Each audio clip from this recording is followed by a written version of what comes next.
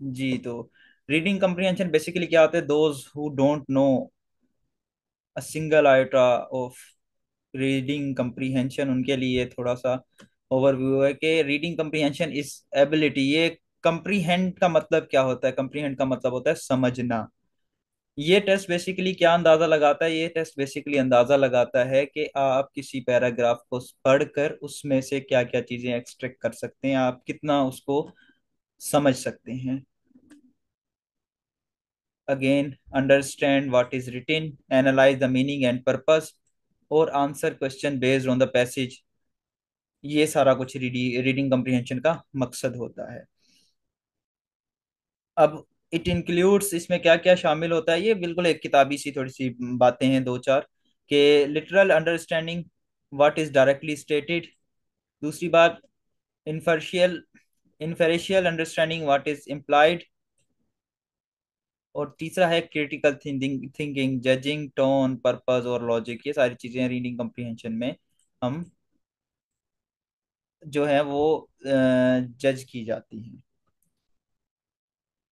अब पैसेज दो तीन किस्म के होते हैं, ये टाइप्स समझना बड़ा जरूरी है, क्योंकि टाइप को ही देख के हम उसको सर्टेन डायरेक्शन में लेके जाते हैं और सर्टेन डायरेक्शन में सोचना शुरू करते हैं। अब स्ट्रक्चर ऑफ द पैसेज क्या होता है?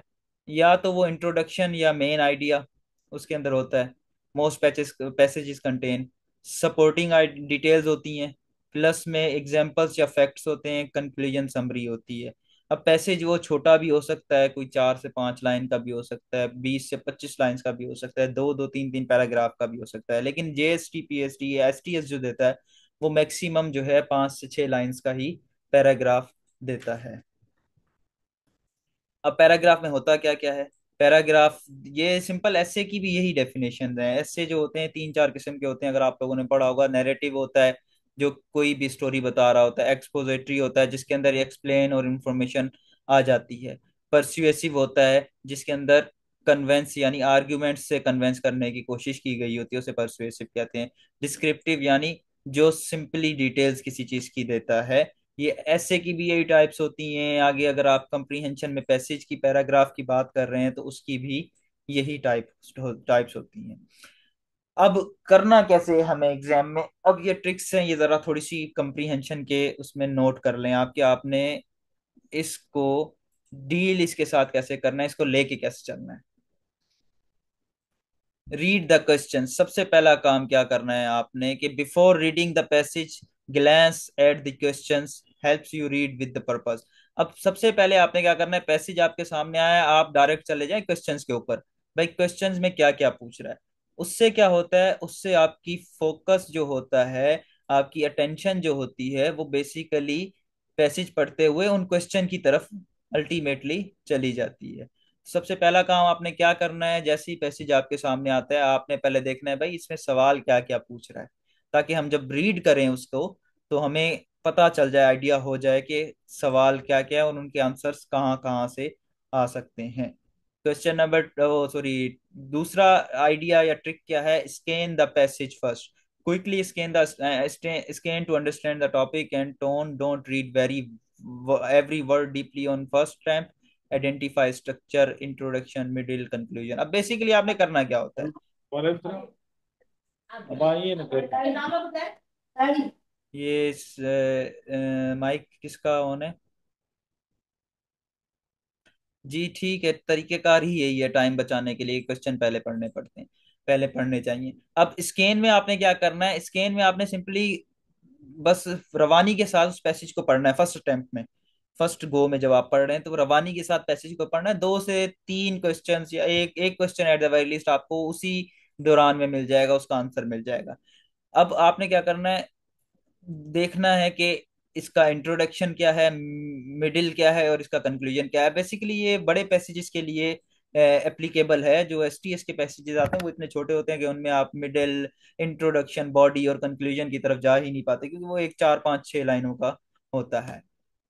अब आपने इसके अंदर हाईलाइट क्या करना है? आपने जिस वक्त इसको रीड कर रहे हैं उस वक्त अपने पेन से कुछ चीजें अंडरलाइन करनी है, डेट्स अंडरलाइन कर देनी है, नेम्स अंडरलाइन कर देने हैं, कोई नंबर्स कंट्रास्ट वर्ड जितने भी होते हैं, कंट्रास्ट वर्ड के ट्रांजिशन वर्ड सब बेसिकली होते हैं, आगे चल के इसका डिटेल में भी थोड़ा सा आ रहा है।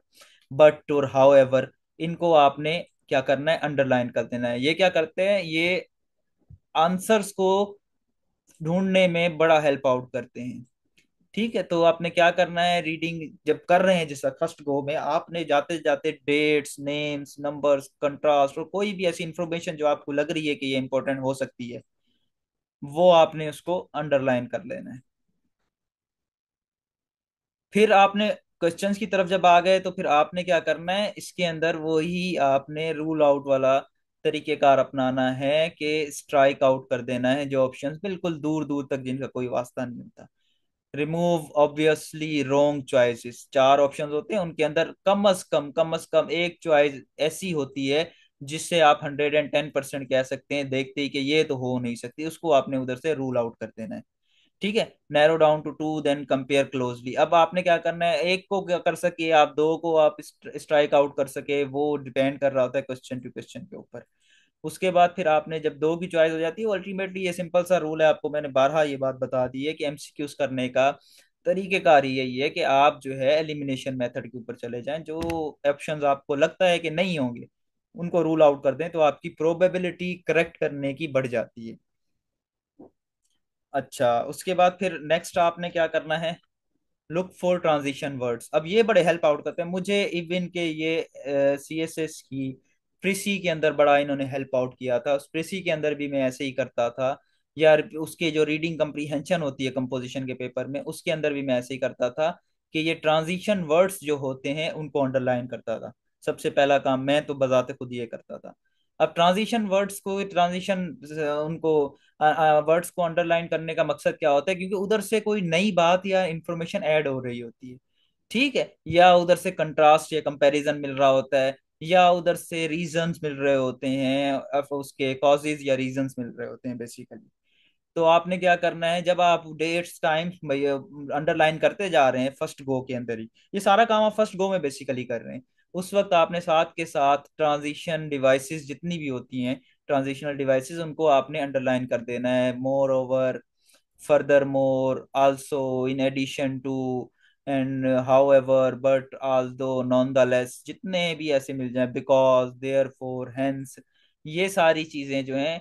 तो अब देखिए मिसाल के तौर पे अगर कहीं पे हेंस आ जाता है तो आपको इधर से आइडिया मिल जाता है कि जो पिछले बात करके जा रहा है पैसेज में, आगे उसको आर्गुमेंट से प्रूव करने के बाद आगे उसकी मेन स्टेटमेंट्स आने वाली है, hence this is the reason why that happens. ठीक है, तो हेंस बेसिकली आपको क्या बताएगा, हेंस आपको अल्टीमेटली बता देगा कि भाई पीछे जो पूरा पैसेज पढ़ के आए हो, एक्चुअल उसका सेंट्रल आइडिया क्या है, उसका मेन आइडिया क्या है। ठीक है, उसके बाद फिर आपने क्या करना है, उसके बाद फिर आपने डोंट अज्यूम एक्स्ट्रा नॉलेज। ये बहुत बड़ा मिसकंसेप्शन है, ये बहुत बड़ा मसला है ज्यादातर सॉल्व करने में। जो भी रीडिंग कम्प्रीहेंशन सॉल्व कर रहे होते हैं वो क्या करते हैं, अगर एक ऐसा टॉपिक है जिसके ऊपर वो पैसेज दिया गया है या वो पैराग्राफ दिया गया है जिसमें आपको अच्छे तरीके से उसकी इंफॉर्मेशन आती है, तो हाँ इंफॉर्मेशन होती है या उसके आपके पास बैकग्राउंड नॉलेज होती है, तो आप क्या करते हैं, आप उसमें अपनी जो थॉट्स होती हैं वो इम्प्लीमेंट करने की कोशिश कर रहे होते हैं, अपनी जो आइडियाज होते हैं वो उधर रिलेट करने की कोशिश कर रहे होते हैं, जो कि बिल्कुल गलत है। अब जर्नल कंसेप्ट क्या है, बेसिकली रीडिंग कम्प्रीहेंशन का मकसद सिंपल सा इतना है कि भाई वो आपको एक पैसेज दे रहा है, उस पैसेज में रहते हुए आपको क्वेश्चंस के आंसर देने हैं। अपनी तरफ से अपनी नॉलेज बीच में आपने इसमें इंटर नहीं करनी। जितनी उसके पास नॉलेज है, जो उधर से आइडिया वो दे रहा है पैसेज से, बस उस हद तक रहना है। डज नॉट मैटर आपने उसमें पीएचडी की हुई है या आप बहुत ज्यादा जानते हैं उस मामले में, तो आपको अपनी नॉलेज तो उधर कम से कम नहीं डालनी है, वो पैसेज की हद तक रहना है। ठीक है, ये कन्फाइनमेंट है रीडिंग कम्प्रीहेंशन को अटेम्प्ट करने की। Don't assume extra knowledge, base all answer on the passage itself. Even if you know more about the topic, ignore it. Stick to the author's point of view. अब आपने author के point of view से ही जुड़े रहना है, बेशक आप समझते हैं कि जो ऑथर कह रहा है वो गलत है, वो क्या है जो ऑथर कह रहा है उसके वो कुछ चीजें मिस कर रहा है। कोई भी ऐसी चीज अगर आपके जहन में आती है जो उस पैसेज या पैराग्राफ से बाहर हो जाती है तो आपने उसको अपने दिमाग में नहीं लाना। आपने स्टिक रहना है किससे? पैसेज से। ठीक है। अब बेसिकली आपने टारगेट क्या होना चाहिए रीडिंग कंप्रीहेंशन करने का? रीडिंग कंप्रीहेंशन करने का पैसेज का आप लगा लें कि आप मैक्सिमम, जो मैं आपको आइडिया दे रहा हूँ फॉर द जीएसटी, कि आपने 2 मिनट से ज्यादा पैसेज रीडिंग में टाइम सर्फ नहीं करना।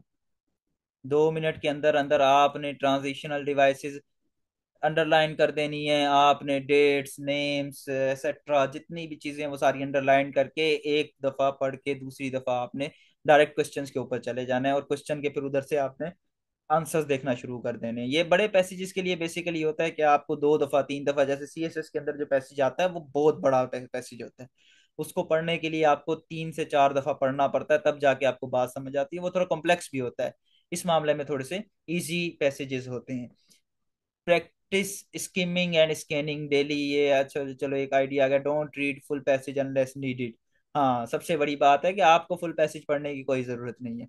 आपके पास 3 सवाल पूछ रहा है आपसे, question number 1, question number 2, question number 3। अगर ये तीनों सवालों के आंसर्स पहली 3 लाइनों में मिल जाते हैं तो बात ही खत्म, आगे पैसेज पढ़ने की जरूरत नहीं है। और इधर मैं एक और चीज ऐड कर दूं कि यूजुअली एक क्वेश्चन आपका शुरू के किसी 1 या 2 लाइनों में से होता है, उधर आंसर उसका मौजूद होता है, और एक क्वेश्चन का एंड की उसमें से कंक्लूजन में से किसी 1 2 लाइनों में मौजूद होता है। तो अगर आपसे 5 सवाल पूछ रहा है तो 2 सवाल तो आप ढूंढें, आपको इन दोनों जगहों पे मिल जाएंगे। बाकी रह गए 3 सवाल, एक उसमें से वो आपसे पूछ लेगा ऐसा आइडिया जो इससे आप एक्सट्रैक्ट क्या कर पाए हैं, उस पैसेज से आपको क्या समझ में आया है।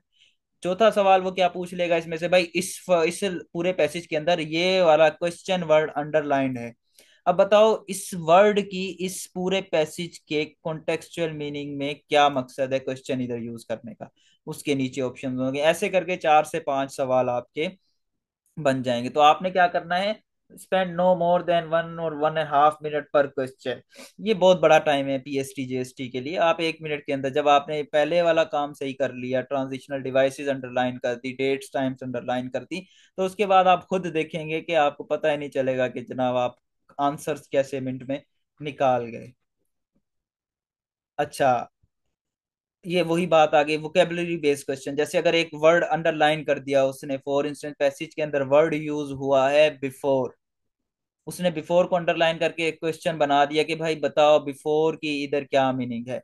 अब से सपोज बिफोर की मीनिंग होती है एक्स, डिक्शनरी में कोई भी मीनिंग है, से सपोज एक्स मीनिंग है, लेकिन इधर कॉन्टेक्चुअल मीनिंग उसकी वाई बन रही है। कॉन्टेक्चुअल मीनिंग के ऊपर आपकी मैंने बहुत ज्यादा जो है ना वो फोकस रखा है थ्रू आउट दिस कोर्स, कि आप कॉन्टेक्चुअल मीनिंग पे इंग्लिश में जाएं।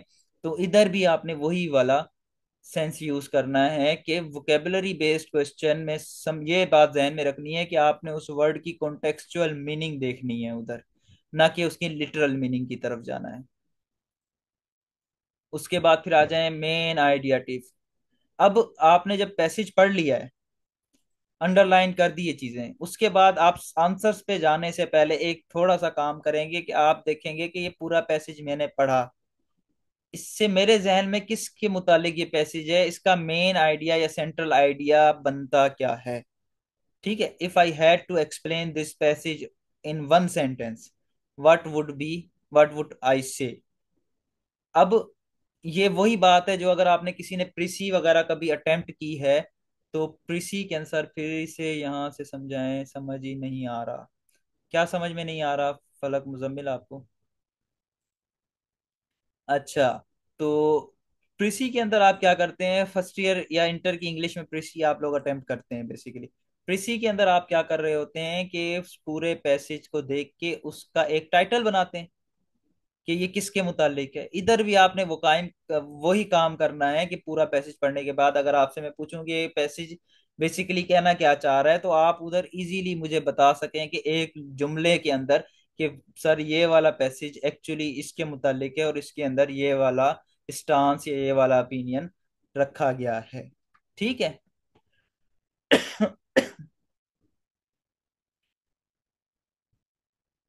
अच्छा, ये जो इंटरफेरेंस टिप है, ये बेसिकली रिटिन कंप्रीहेंशन के लिए है, जो बेसिकली हमारे पास CSS में ज्यादातर इस्तेमाल होता है, कि जब आपने आंसर राइट डाउन करना होता है इन योर ओन वर्ड्स, तो उस सूरत के अंदर फिर आप ये करते हैं, इसको आप स्किप कर दें, ये फिलहाल आपके काम की नहीं है।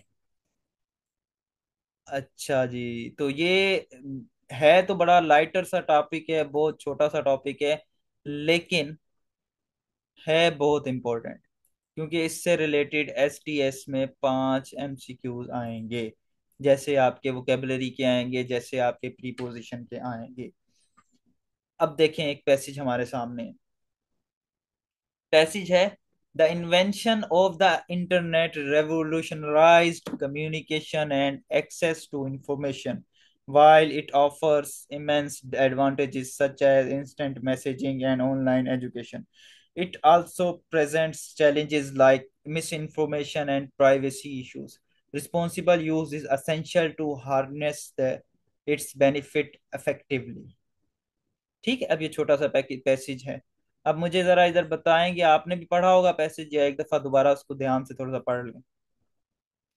अब ये आपने बेसिकली ऐसे करना नहीं है, जब आप पेपर में होंगे पहले पैसेज पढ़ेंगे, क्योंकि इधर हमारे पास स्लाइड में नीचे क्वेश्चंस नहीं आ रहे थे, तो उसकी नेक्स्ट स्लाइड है।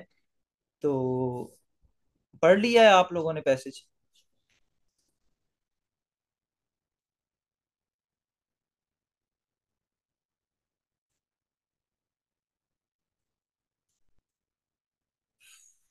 जी, इरफाना पढ़ लिया है, तो मुझे बताएं ये, अब इसके अंदर इसका सेंट्रल आइडिया एक एक लाइन में, एक जुमले में आप बताएं कि पैसेज क्या कहता है। Invention of internet. Invention of internet, कोई और बताए जी।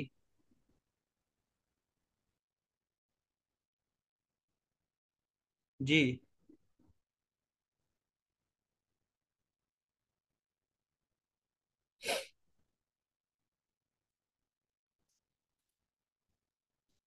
सर डिसएडवांटेजेस एंड एडवांटेजेस भी हो सकता है। अच्छा, अगेन क्वेश्चन बिल्कुल ऐसे ही है। अगेन क्वेश्चन ये कर रहा हूँ कि ये पैसेज जो सामने आपके पास मौजूद है, इस पैसेज को पढ़ के मुझे ये बताएं कि आप एक जुमले में मुझे बताएं कि ये पैसेज, ये 4-5 लाइनें क्या कह रही हैं, क्या कहना चाह रही हैं। Sir advantages of internet. हाँ, ठीक है, और कोई बताए।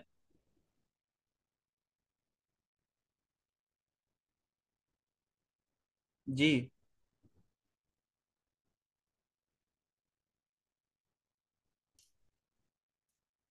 देखिए, टाइपिंग में इसी वजह से अब इतना देर होता है, अब कोई ना कोई टाइप कर रहा होगा, मुझे पता है। अबाउट इंटरनेट, अबाउट इंटरनेट तो है रानिया, लेकिन क्या है अबाउट इंटरनेट, तो ये तो ब्रॉडर कंसेप्ट दे दिया। 5 लाइनों में क्या कह रहा है अबाउट इंटरनेट?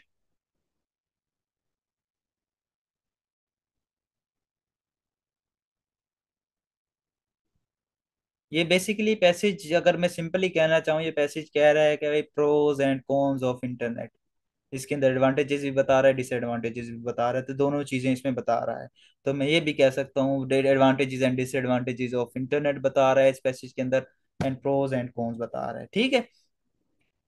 उसके बाद फिर हम आ जाते हैं जरा क्वेश्चन के, what is the main idea of the passage. अच्छा, ये देखो, मैंने स्लाइड अभी प्रिपेयर ही नहीं की थी, करेक्ट आंसर भी टिक टिक हुए हैं इसके अंदर। चलें जी, आपकी किस्मत। अच्छा जी, I think what is the main idea, main idea क्या है, the internet has change communication and comes with pros and cons. ठीक है। इसने एक तो दुनिया पूरी बदल दी है, पूरा मैकेनिज्म बदल दिया है, कम्युनिकेशन सिस्टम को बदल दिया है, प्लस उसके अंदर प्रोज एंड कॉन्स भी मौजूद हैं। Which of the following is not mentioned as an advantage of internet. अब इंटरनेट के अंदर, अब पूरे पैसेज को जब आप दोबारा पढ़ेंगे, मैं पीछे पिछली स्लाइड पर नहीं जा रहा होगा, तो इंस्टेंट मैसेजिंग का उधर जिक्र है, मुझे याद पड़ रहा है, आपने भी पढ़ा है, आपको आ रहा होगा। ऑनलाइन एजुकेशन का बिल्कुल उसमें जिक्र है। एक्सेस टू इन्फॉर्मेशन, इन्फॉर्मेशन का भी जिक्र है। लेकिन ऑनलाइन शॉपिंग या जो आपकी डिजिटल मार्केटिंग है, उसका कोई उसमें लिंक मौजूद नहीं है। सही है, तो क्वेश्चन ऐसे होगा कि which of the following is not mentioned as an advantage of. ये जब आपने पैकेज पढ़ा, वो पूरा पैसेज पढ़ा होगा, तो आप इजीली इसको आंसर कर सकेंगे। अब what does the author suggest about using the internet. क्या कह रहा था वो? Avoid using it for privacy reasons, use it responsibly, use it on only for communication, trust all information online. ठीक है, उसमें सारी बातों को निगेट कर रहा है वो। प्राइवेसी रीजन बोलता है, प्राइवेसी भी बिल्कुल जाहिर सी बात है उसके अंदर उसको थ्रेट है। Use it only for communication, वो ये भी बात कर रहा है कि कम्युनिकेशन के अलावा भी उसके बहुत सारे फायदे हैं, वो उनके ऊपर भी फोकस कर रहा है। ऑल इंफॉर्मेशन, फिर उसके बाद वो ये भी कह रहा है कि इंफॉर्मेशन जो है उसके अंदर मिस इन्फॉर्मेशन का भी आंसर आ जाता है, फैक्टर आ जाता है। लेकिन वो इंसिस्ट किस बात पे कर रहा है कि इसको हमें रिस्पॉन्सिबली यूज करना चाहिए। अब देखें वर्ड्स के हिसाब से कैसे क्वेश्चन आ जाएंगे। जो मैंने आपको कहा था वोकेबलरी के हिसाब से क्वेश्चन आते हैं, और आईबी एक आधा क्वेश्चन लाजमी आईबी के एसटीएस में आता है। पैसेज में से एक क्वेश्चन ऐसा होता है जो किसी एक स्पेसिफिक वर्ड का होता है। The word revolutionised in the passage most nearly means restricted, transformed, destroyed या क्रिएटेड। अब जाहिर सी बात है वो बोल रहा है कि जो इंटरनेट है, कम्युनिकेशन सिस्टम और पूरे इसने लर्निंग प्रोसेस को बेसिकली रेवोल्यूशनराइज्ड कर दिया है। मतलब उसने ट्रांसफॉर्म कर दिया है, शिफ्ट कर दिया है from physical to the internet. ठीक है।